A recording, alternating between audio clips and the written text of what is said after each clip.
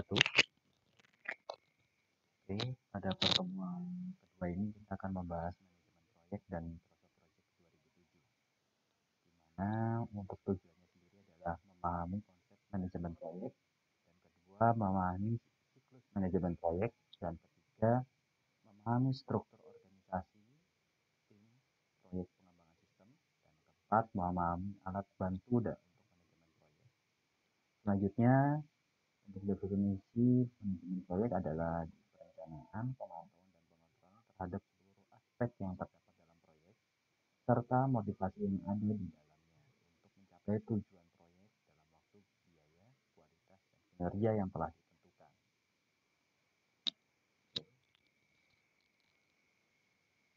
Konsep manajemen proyek, yaitu Project Management Institute atau PMI bisa disebut, di mana definisi PMI sendiri menekankan pada langkah-langkah yang diperlukan dalam menjalani proyek untuk memenuhi keinginan stakeholder.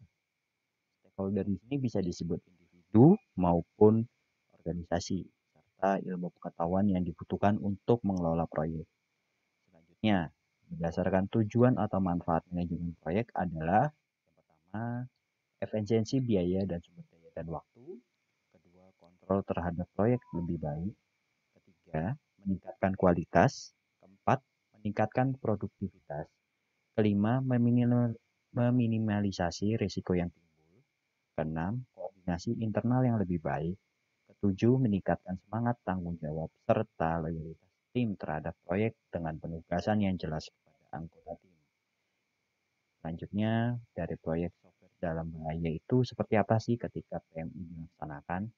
Ada poin-poin yang bisa disebutkan dalam bahaya, di mana yang pertama, para pengembang software tidak mengerti keinginan terhadap usernya sendiri. Yang kedua, skop produk didefinisikan sangat rendah. Ketiga, perubahan dilakukan sangat rendah. Keempat, teknologi yang dipilih berubah. Kebutuhan bisnis, deadline tidak realistis. Selanjutnya, tim proyek kekurangan tenaga yang ahli. Jadi, tenaga ahli sangat dibutuhkan. Selanjutnya, proyek mengajar dan praktisi menghindari pembelajaran proyek. Selanjutnya, apa sih yang menjadi tantangan antara project dengan project manajemen dan program manajemen, di mana satu, perbedaan skala. Maksudnya di sini adalah skala project dengan manajemen yang telah kita tetapkan. Yang kedua, berhubungan dengan beberapa proyek. Ketiga, lebih lama dari proyek. Keempat, definisinya bisa bervariasi. Itu yang akan menjadi tantangan dalam program manajemen yang kita buat nanti. Selanjutnya, knowledge area manajemen proyek, di mana yang pertama manajemen tujuan dan ruang lingkup skop manajemen harus jelas. Yang kedua manajemen waktu, time management. Ketiga manajemen biaya. Keempat manajemen kualitas atau quality management. Kelima manajemen sumber daya atau human resource management. Keenam manajemen komunikasi atau communication management. Ketujuh manajemen risiko. Kedelapan manajemen pengadaan atau procurement management.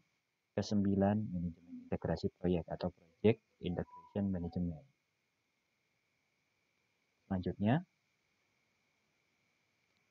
langkah kerja manajemen proyek di mana terdapat stakeholder yang disebutkan ada di dalamnya itu scope manajemennya, time manajemennya juga masuk, cost management, quality management, HR manajemennya seperti apa, commercial manajemennya seperti apa, risk manajemennya juga diperhatikan, dan procurementnya juga diperhatikan.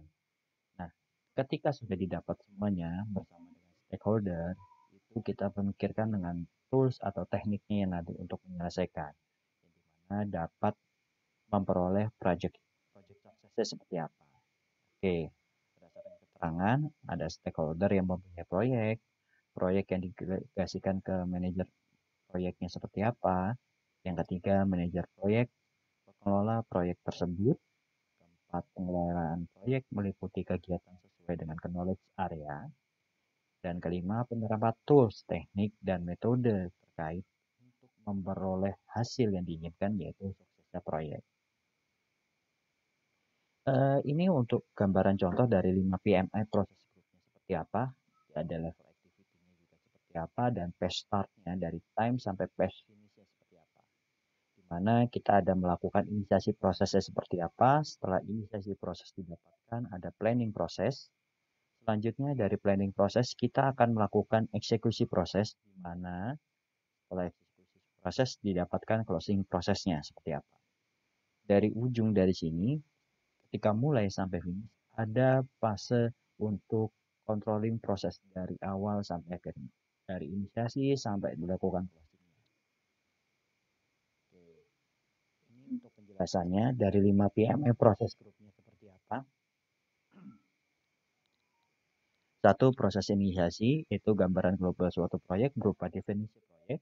Kedua, terdiri dari ruang lingkup, tujuan proyeknya seperti apa, waktu proyek, biaya proyek, dan informasi umum lainnya. Kedua, proses perencanaan, yaitu deskripsi detail dari definisi proyek yang telah kita buat. Yang kedua, terdiri dari 9 knowledge area dari proses perencanaan. Selanjutnya yang ketiga, proses pelaksanaan. Tindak lanjut dari apa yang telah kita jabarkan pada perencanaan manajemen proyek. Jadi kita lakukan tindak lanjutnya dari rencana yang telah kita buat. Selanjutnya setelah ada rencana yang kita buat dan telah dilakukan proses-prosesnya, itu pasti ada yang dikontrol. Itu masuk proses pengontrolan, di mana mengontrol apakah tahapan dalam pelaksanaan kegiatan proyek sudah sesuai dengan yang telah ditentukan dalam perencanaan manajemen proyek yang sesuai dengan estimasi dan rencana awal serta sudah sesuai target atau belum. Proses penutupan, akhir dari serangkaian kegiatan proyek menyampaikan laporan tentang hasil proyek. Semua deliverable proyek sudah disampaikan semua. Yang keempat, pembubaran tim. Jadi setelah proses dilakukan pengontrolan ada penutupan yang diantaranya ada akhir, terus penyampaian laporan, ini dalam bentuk laporan-laporan ya, kalau dalam bentuk project-project. Kalau mungkin yang IT, yang bekerja di IT software house, itu harus menyediakan laporan-laporan. Nah, ini nanti disampaikan juga pada proses penutupan.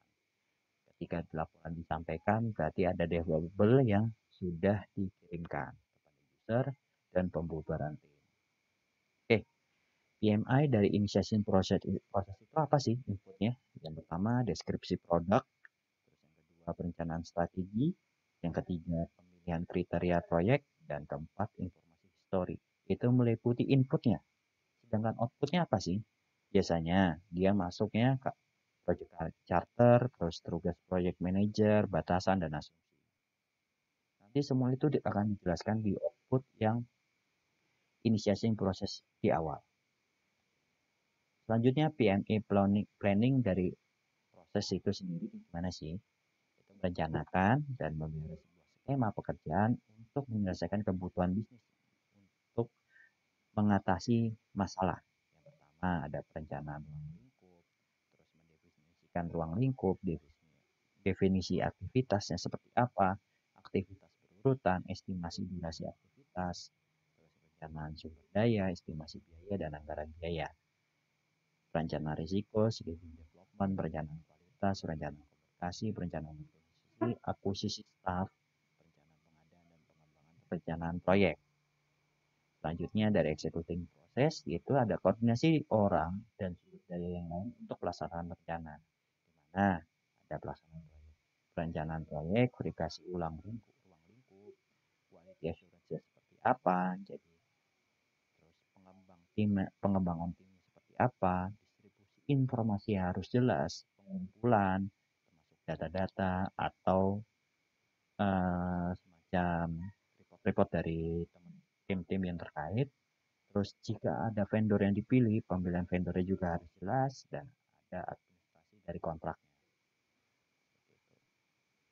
Selanjutnya dari controlling proses, di mana memastikan tujuan dari proses dari proyek berhasil melalui pengawasan dan pengukuran peningkatan dan mengambil tindakan korektif bila diperlukan. Yang pertama, pengawasan seluruh perubahan. Yang kedua, pengawasan terhadap perubahan ruang lingkup. Ketiga, pengawasan jadwal.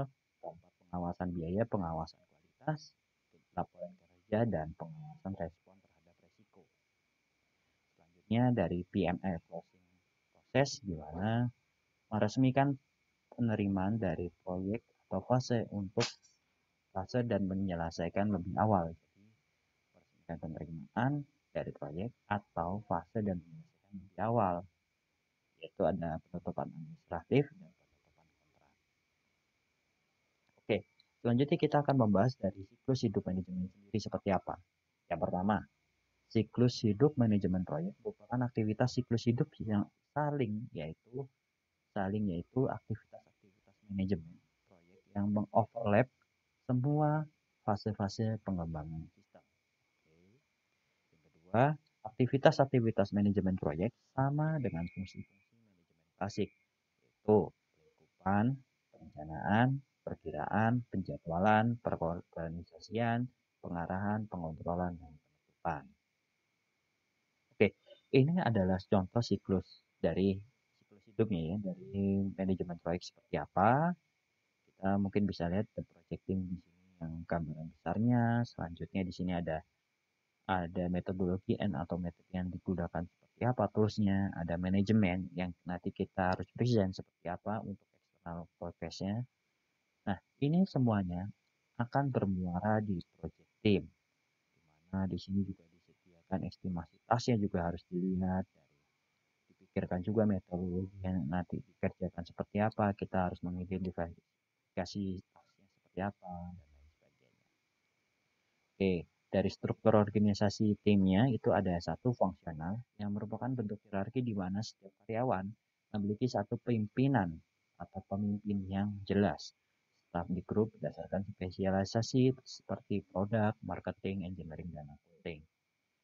Terus yang kedua, projectorize, yaitu anggota tim biasanya dialokasikan sebagian besar sumber daya organisasi terlibat dalam proyek dan project manager memiliki andil yang cukup besar dalam tanggung jawab dan wewenangnya. Oke, selanjutnya dari struktur organisasi tim itu ada matriksnya juga yang perlu diperhatikan, di mana merupakan kombinasi dan dari fungsional dan projectorize. Itu selanjutnya project manager sebagai koordinator daripada sebagai seorang manager. Jadi benar-benar project manager itu akan mengkoordinir dari setiap bagian-bagian yang ada. Yang ketiga, mengambil sumber daya dari semua bagian departemen organisasi perusahaan yang tertentu diperlukan untuk suatu proyek.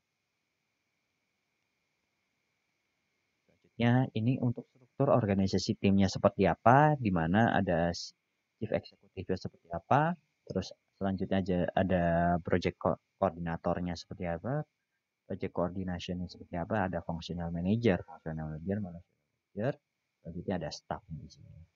Ini juga staff.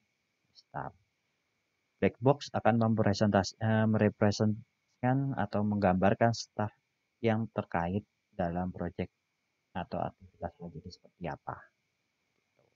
Selanjutnya ini ada projectize organization, itu ada project manager juga ada. Di sini untuk project coordination seperti apa dipimpin oleh project manager, di mana ada staff-staffnya. Terus di sini juga ada project manager juga, ini ada project manager. Tetap dikepalai oleh chief executive seperti apa. Ada staff, di sini ada black box merepresentasikan atau menggambarkan staff yang berhubungan di dalam aktivitas proyeknya seperti itu. Oke, struktur pelaksanaan proyek di mana ada head of the project, selanjutnya project itu pimpinan project, selanjutnya ada project manager yaitu memanage sumber daya, terus ada chief engineer seperti apa yang menangani masalah teknis, dan group leader atau functional struktur termasuk yang ada QA dan lain sebagainya. Selanjutnya tugas dan tanggung jawab dari project manager proyek atau project manager atau PM kita sebutnya, yaitu yang pertama mendefinisikan dan membatasi proyek dengan benar. Yang kedua, mengidentifikasikan dan memilih sumber daya proyek seperti apa dari SDM dan material. Dan selanjutnya memimpin tim proyek pada setiap fase proyek. Keempat, mengestimasi dan membuat anggaran proyek. Kelima, mengidentifikasikan dan mengelola semua isu dan risiko pada sebuah proyek. Keenam, membuat dan memaintain atau menjaga perencanaan proyek tetap berjalan. Terus selanjutnya, mengelola semua perubahan yang terjadi pada sebuah proyek. Yang ke-8, meyakinkan semua penugasan dan deliverable penyampaian proyek atau penyampaian proyek ya, tetap pada jalurnya, tidak melebihi biaya yang telah ditetapkan. Ke-9, mengidentifikasikan politik organisasi dan memerankan dengan baik. Yang ke-10, mengelola berkas proyek dan dokumentasi terkait. Jadi tetap harus menjaga proyek ini, yang biasanya menjadi bottleneck dari suatu proyek. Ketika sudah mau selesai, kita akan keteteran di berkas proyek dan dokumentasinya seperti apa. Selanjutnya, mengkomunikasikan dan memaintain kemajuan proyek melalui rapat dan laporan. Jadi ada progres harian maupun progres mingguan yang harus disampaikan. Oke. Keahlian dari manajer proyek itu ada kepemimpinan, komunikasi, memecahkan masalah, menulis, presentasi, menjalani tim, profesionalisme, kemampuan yang handal untuk mengatur, dan pengetahuan tentang manajemen proyek. Nah, di sini ada contoh dari penggunaan Microsoft Project di mana Microsoft Project sendiri adalah alat bantu yang digunakan untuk manajemen proyek. Microsoft Project terdiri dari beberapa versi yang salah satunya adalah Microsoft Project 2007, sebenarnya sudah ada sampai di 2016 atau 2019. Versi lengkapnya memiliki fitur yang lebih lengkap dibandingkan versi sebelumnya. Harusnya seperti itu ya. Tapi nanti tinggal dilihat-lihat aja seperti apa untuk aplikasinya. Untuk tampilan awalnya seperti ini. Tapi nanti bisa dilihat-lihat lagi yang terbaru seperti apa. Dari mana istilahnya dalam Microsoft Project itu ada task, duration, start, dan finish. Di mana finish sendiri adalah start plus duration sama dengan finish. Oke, di sini mungkin jenis pekerjaan. Untuk task itu adalah jenis pekerjaan dalam suatu proyek. Ada yang bersifat global, bahkan sampai rincian pekerjaan yang bersifat detail. Terus juga di durasi, jangka waktu atau lamanya seperti yang dibutuhkan untuk menyelesaikan suatu pekerjaan. Satuan waktu dapat terbagi menjadi menit, jam, hari, minggu, dan bulan. Selanjutnya ada stopnya untuk memulai suatu proyek tertentu, dan finishnya juga ada. Terus ada predecessor, yaitu hubungan keterkaitan antara pekerjaan, yaitu suatu keterhubungan antara suatu pekerjaan dengan pekerjaan lainnya. Resources yaitu ya balik lagi dengan sumber daya baik personil maupun personil. Itu terus terhadap cost juga ada biaya yang dibutuhkan untuk menyelesaikan suatu proyek yang meliputi biaya tetap maupun biaya variabel dapat dihitung per jam, harian, mingguan, dan maupun bulanan dorongan. Kita juga harus menampilkan Gantt chart-nya seperti apa, grafik yang ditampilkan dalam bentuk batang horizontal yang mempresentasikan pekerjaan atau task, keterkaitan antar task beserta durasinya. Selanjutnya ada port, itu grafik yang ditampilkan dalam bentuk kotak untuk mempresentasikan nama task, start, finish, serta hubungan antar task. Selanjutnya ada baseline, itu adalah suatu bentuk perencanaan, scope time, dan schedule cost yang telah disetujui dan ditetapkan dalam suatu proyek. Jadi setelah disetujui itu kita bentuk baseline-nya seperti apa.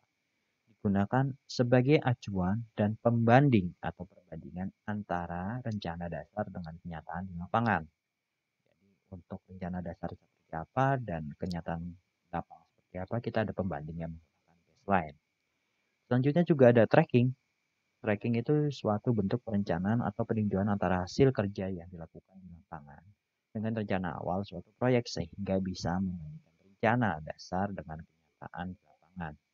Selanjutnya ada milestone, yaitu suatu bentuk penanda pekerjaan yang menunjukkan bahwa task sudah selesai digambarkan dengan durasi. Contoh, ketika membuat kue kering, itu membeli bahan-bahan kue, tepung, gula, telur, mentega.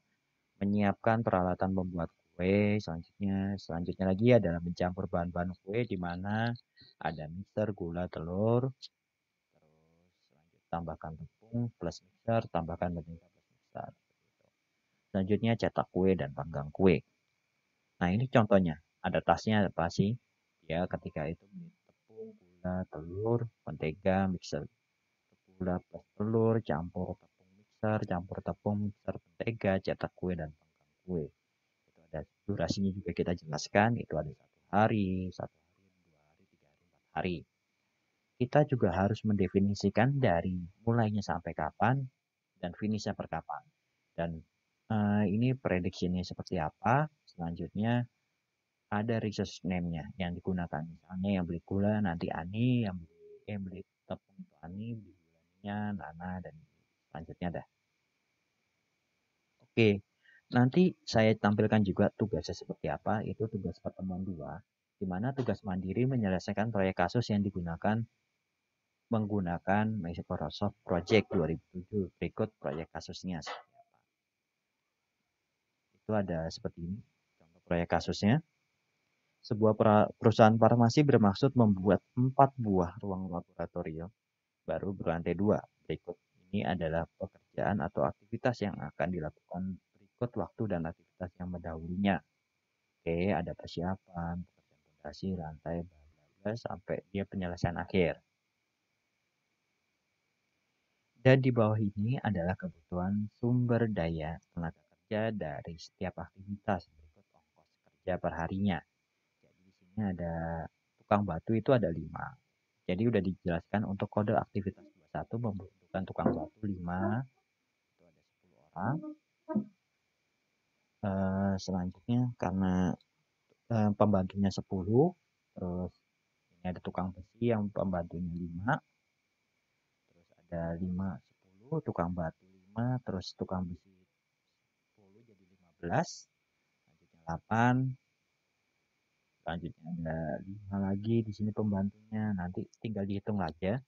Nah, di mana di sini ada jumlah sumber daya yang disediakan itu ada 20 orang, 10 orang, 15 orang, dan 40 orang. Ongkos kerja per hari itu 30, 40, 40, 40 sampai 25.000. Di mana nanti tugasnya sendiri adalah tentukan kegiatan yang dilakukan pertama kali dan kegiatan yang dilakukan secara paralel.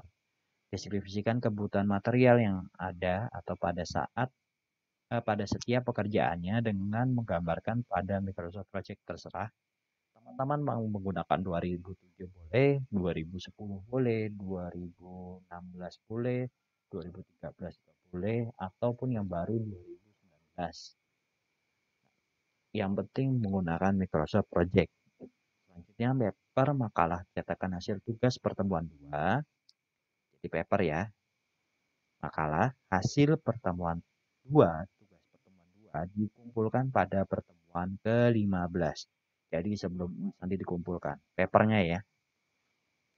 Oke, itu aja sih dari saya untuk tugas pertemuan.